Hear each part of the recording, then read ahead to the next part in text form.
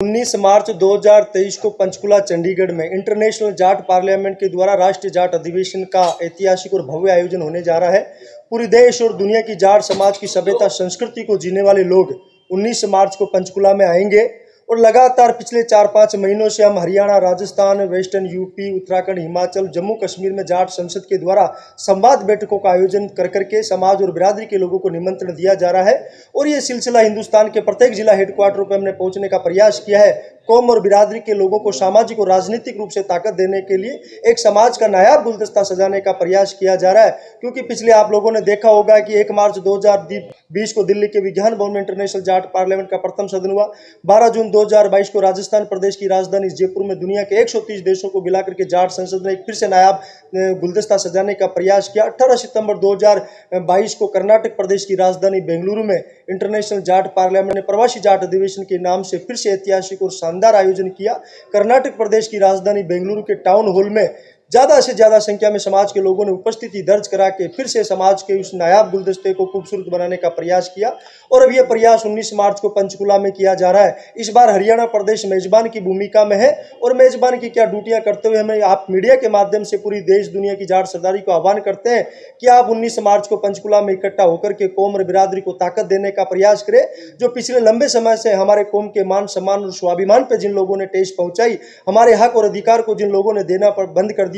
उन सब लोगों को हम सामूहिक रूप से इकट्ठे होकर के जवाब देने का भी प्रयास करेंगे। फिर से हमारे मान सम्मान और स्वाभिमान की चर्चा होगी, हमारे गौरवशाली इतिहास को हम याद करेंगे और 19 मार्च 2023 को दीनबंधु रहबर आजम चौधरी सर छोटूराम के गौरवशाली अतीत को सम्मान देने के लिए, उनके गौरवशाली अतीत को जन जन तक पहुंचाने के उद्देश्य उनके महानतम जीवन के ऊपर एक डॉक्यूमेंट्री फिल्म का निर्माण किया है। वो भी 19 मार्च को रिलीज होगी। उस डॉक्यूमेंट्री फिल्म का नाम है sir Chhoturam the legend of undivided India. और मैं तमाम जाट समाज के महापुरुषों को नमन करते हुए बिरादरी के मौन युवाओं, प्रबुद्ध जनों से और समाज और कौम की रहनुमाई करने वाले लोगों को आह्वान करता हूं कि ज़्यादा से ज़्यादा संख्या में 19 मार्च को पधार करके फिर से उस कौम के नायाब गुलदस्ते को खूबसूरत बनाने का प्रयास करें। और लगातार पीछे England, UK, America, Australia, Germany से और हिंदुस्तान के तमाम प्रदेशों से, तमाम जिला हेडक्वार्टर से हमारे पास फोन और कॉल आ रहे हैं। जबरदस्त उत्साह पूरे कौम में है। पूरी दुनिया के लोग पंचकुला में इकट्ठे होंगे और उस दिन ऐसा जलजला पूरे देश और दुनिया में जाट समाज का पैदा होगा कि जाट समाज सभ्यता संस्कृति को जीने वाला समाज है। जाट समाज अपने सुख और दुख की बात करने वाला समाज है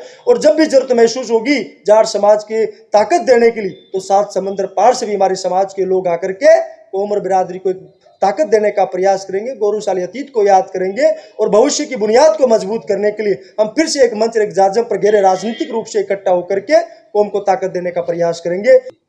हमारा उद्देश्य अपनी कौम का जो गौरवशाली जाट इतिहास है उसको युवा पीढ़ी और जन जन के बीच लेके जाना है। इसके साथ साथ में हमारा समाज का युवा है आज नशे की प्रवृत्ति की तरफ बढ़ने लग गया है। हम चाहते हैं कि हमारे समाज के लोगों को हम जागरूक करके नशा मुक्त जाट समाज की स्थापना करें। इसके साथ साथ में जो हमारे समाज के अंदर सामाजिक कुरीतियाँ हैं उनका खात्मा किस तरीके से हो, चाहे वो दहेज की हो, चाहे मृत्यु बोझ की हो, चाहे अशिक्षा की हो, चाहे बेरोजगारी की हो, सारी सामाजिक जो कुरीतियाँ हैं उनको ख़त्म करके किस तरीके से हम एक भविष्य के अंदर हमारे समाज को एक सुनहरा जाट समाज बनाने का प्रयास करें, इस उद्देश्य को लेकर ही यह कार्यक्रम रखा गया। इसके साथ साथ में